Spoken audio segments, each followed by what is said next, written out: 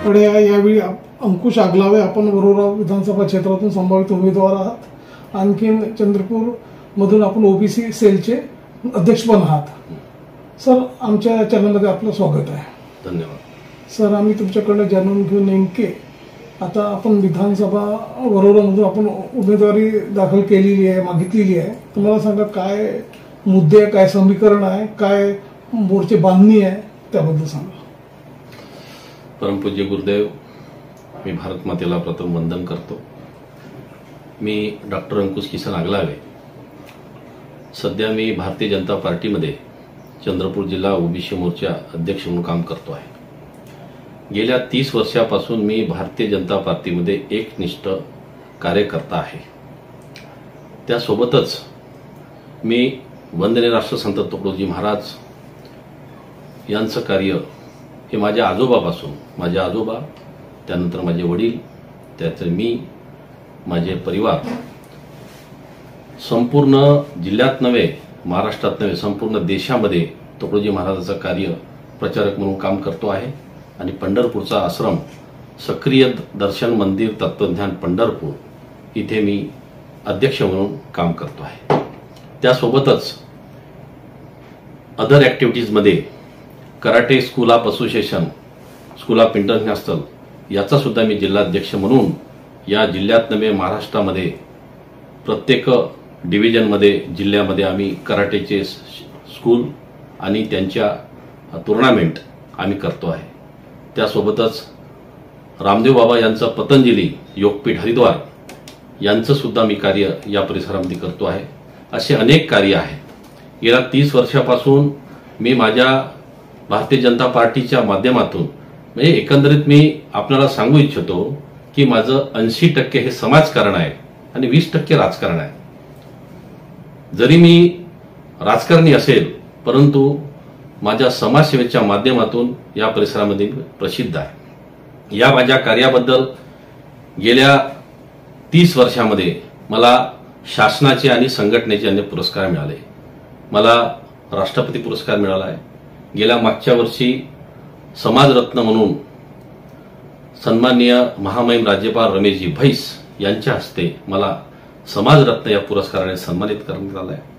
Bharat Bhushan, Maharashtra Bhushan, corona काळामध्ये ज्यावेळेस या देशाचे पंतप्रधान सन्माननीय नरेंद्रभाई मोदी यांनी 23 तारखेला लॉकडाऊनची घोषणा केली, त्यावेळेस 24 तारखेला मला या देशाचे राष्ट्रीय ओबीसी आयोगाचे अध्यक्ष, आमचे प्रेरणास्थान सन्माननीय हंसराज अहिर, पूर्वी केंद्रीय राज्यमंत्री यांचा फोन आला आणि त्यांच्या सूचनेवरून मी या संपूर्ण वरोरा आणि भद्रावती 200च्या वर गावामध्ये स्वतःच्या खर्चानं कोरोना काळामध्ये धान्याचे किट वितरण केले, साहित्य वाटप केले, जीवाची पर्वा न केली. त्या काळामध्ये जे प्रतिनिधी आहे, एकही घराच्या बाहेर कोणीही निघाले नाही. फक्त एक अंकुश आगलावे होता. त्यांनी घराघरापर्यंत स्वतः जीवाची पर्वा न करता गरीबाला अन्न मिळाले पाहिजेत, बिचारा गरीब जगला पाहिजेत याची जाणीव ठेवून तुकडोजी महाराजांचा विचार घेऊन मी घराघरापर्यंत धान्याचे किट वितरण केले, त्यांची सेवा केली. सोबतच आरोग्य शिबिर हे मी संपूर्ण गावामध्ये आतापर्यंत 50च्या वर आरोग्य शिबिर राबवले. राष्ट्रसंत तुकडोजी महाराजाचा मूर्ती 22च्या वर या परिसरामध्ये गुरुदेव मूर्त्या दिल्या आणि कमीत कमी 60 गावामध्ये गुरुदेव स्वामींची स्थापना केली, त्यांच्या प्रार्थना सुरू केल्या.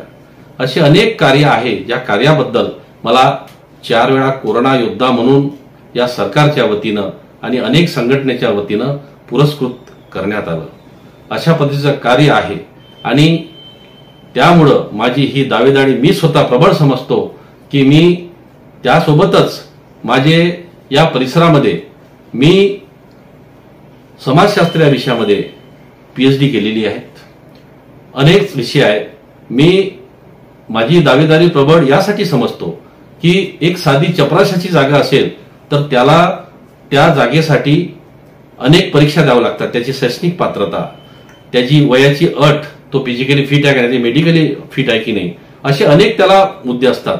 परंतु राजकारणामध्ये मी पहिल्यांदा बघतो आहे की जेव्हा त्याला तिकीट दिलं जातं त्याच्या कार्याचा, त्याच्या वयाचा, त्याच्या अनुभवाचा, हा कोणताही शिक्षणाचा अट लक्षात न घेता हे फक्त हे वेगळ्या पद्धतीने त्याला तिकीट दिलं जातं.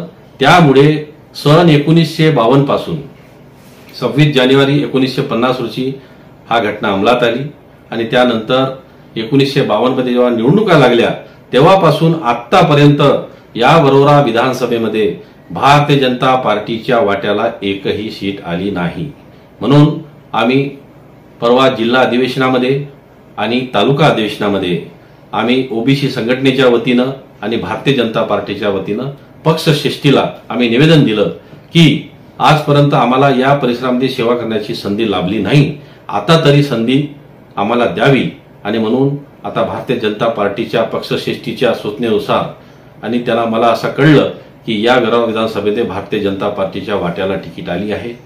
वरून राज्याचे उपगृहराज्यमंत्री आहेत सन्माननीय देवेंद्रजी फडणवीस, आमचे प्रदेश अध्यक्ष बावनकुळेजी यांच्या सूचनेनुसार आम्ही या ठिकाणी भारतीय जनता पार्टीच्या तिकीटवर ज्या कोणी आता पक्षश्रेष्ठीच्या हातात आहे की मला द्यावं की कोणाला, परंतु मी 30 वर्षापासून एक मात्र असा कार्यकर्ता आहे की याच पक्षामध्ये आहे, इथंच जन्मलो आणि इथंच मरणार, अन्यथा मी पक्षाशी रामराम करणार, हाच माझा हेतू आहे. सांगा का बरं तिकीट तुम्हाला मिळाली पाहिजे त्याबद्दल सांगा. आजपर्यंतचा आमच्या वरोरा विधानसभेचा इतिहास आहे. ही आंतरराष्ट्रीय ख्यातीप्राप्त सामाजिक कार्यकर्ते स्वर्गीय बाबा आमटे यांची पुण्यभूमी आहे आणि या पुण्यभूमीमध्ये मी गेल्या अनेक वर्षापासून काम करतो आहे. मला माहित आहे की अनेक उमेदवार आहे, ही लोकशाही आहे आणि संविधानात प्रत्येकाला अधिकार दिला आहे तिकीट मागण्याचा, परंतु आपली लायकी काय, कुवत काय हे पाहून या लाखो लोकांचं नेतृत्व करताना आपण त्या शर्यतीमध्ये आपण टिकू शकतो का नाही हे जाणीव त्या उमेदवारांना केली पाहिजेत. मला माहिती आहे आपण काही असे उमेदवार आहेत त्यांचे असे अवैध कामं करून या जनतेला पैसा आणि इतर माध्यमातून आमच्या सामान्य जनतेला प्रलोभन देऊन अशा पद्धतीचं काम करून जरी ते समोर जात असेल परंतु यानं विकास होत नाही.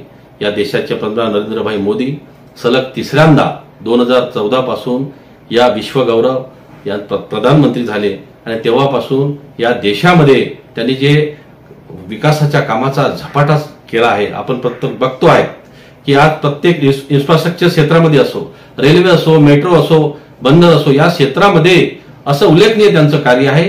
गेल्या अनेक वर्षापासून जे कार्य झाले नाही आहे. आजची परिस्थिती बघतोय आपण.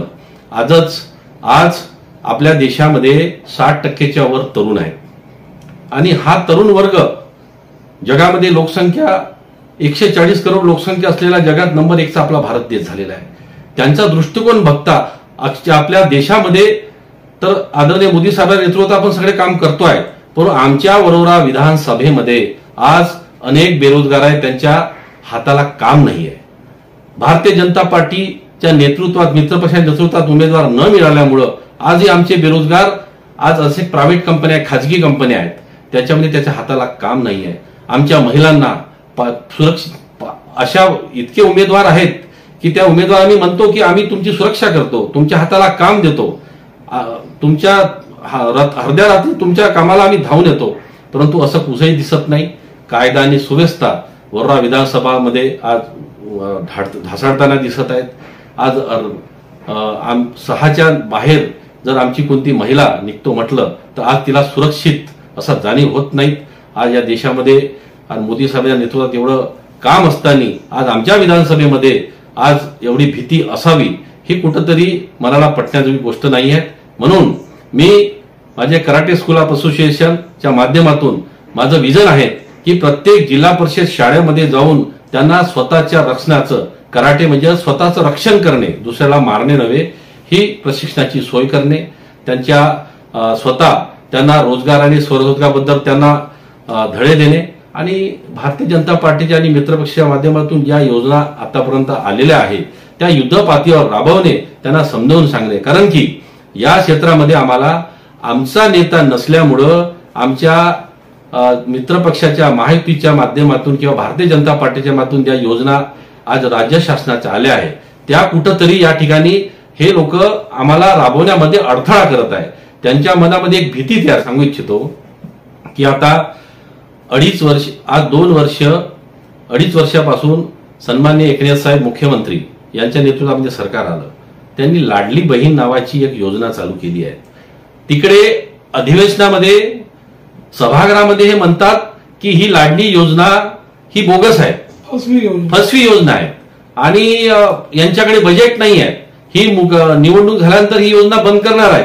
मी यांना सांगू इच्छितो, आतापर्यंत आम्ही अर्थमंत्री, उपमुख्यमंत्री सन्माननीय अजितदादा पवार आणि उपमुख्यमंत्री सन्माननीय देवेंद्र फडणवीस साहेब यांनी मार्च पर्यंत या बजेटमध्ये आमच्या लाडल्या बहिणीचं नियोजन केलेलं आहे. आणि गेल्या कालच, आज 16 तारीख आहे, कालच अनेक माता भगिनीच्या आमच्या वरोरा विधानसभेमध्ये त्यांच्या खात्यामध्ये पैसे जमा झाले आहे आणि पूर्ण महाराष्ट्रामध्ये 1 कोटीच्या वर पैसे जमा झाले आहेत, 1 कोटीच्या वर. आणि याच्यानंतर बजेट असतं हा एप्रिल ते मार्च, त्यामुळे प्रत्येक वर्षी ते बजेट तयार करून त्यांना ते द्यावं लागतं. त्याच्यामुळं मी तरी म्हणेन की आज राज्याच्या तुलनेमध्ये आमच्या विधानसभेमध्ये आज इकडे बघा, तिकडे सभागृहामध्ये म्हणतात आणि कोर्टात गेले काही लोक, कोर्टात गेले आहे, फसवी योजना आहेत, हे काहीतरी आमच्या बहिणीची फसवणूक आहे म्हणून. आणि इकडे स्वतःच्या फार्मवर फोटो लावून गावागावामध्ये त्याच बहिणीचा सक्का भाऊ म्हणून आणून हे प्रचार करत आहेत, त्यांचे फार्म भरून घेत आहे. सांगा आता येथील जे नागरिक आहे, मतदार बंधू आहे, त्यांना आपलं काय एक मेसेज राहणार? मी वरोरा आणि भद्रावती गावातील त्या जनतेला एवढं सगळ्यांना माहीत आहे की डॉक्टर अंकुश भाऊ आगलावे हा प्रामाणिक माणूस आहे, WCL मध्ये कारकून आहेत आणि शेतीचं काम आहे. इतर उमेदवाराच्या तुलनेमध्ये पक्षाशी एकनिष्ठ आहे आणि प्रामाणिकपणे स्वतःच्या खर्चानं समाजसेवा करतो आहे. इतर उमेदवारासारखे अवैध काम करून सेवा करणे हे मी त्यांना पाप समजतो. तुकडोजी महाराजांनी आम्ही ग्रामगीतेमध्ये सांगितलं की माणूस जन्मापासून मरेपर्यंत कसा असावा, त्याचे विचार कसा असावे, त्यांनी काय खाल्लं पाहिजे, त्याच्यानंतर त्याचं आचरण कसं असलं पाहिजे, अशा पद्धतीची शिकवणूक आम्हाला महाराजांनी दिली आहे. त्याच्यामुळं सर्व धर्माचा समन्वय, विश्व शांतीचा उपाय, लोक सुधारणेचे विद्यालय, सामुदायिक प्रार्थना या भावनेनं आम्ही तुकडोजी महाराजाची ग्रामगीता म्हणून काम करतोय. आणि या विचाराचा माणूस हा कधीही चुकीचे काम करणार नाही आणि जो शब्द दिला तो पाळलाच पाहिजे, हाच विचार आम्हाला तुकडोजी महाराजांनी दिला.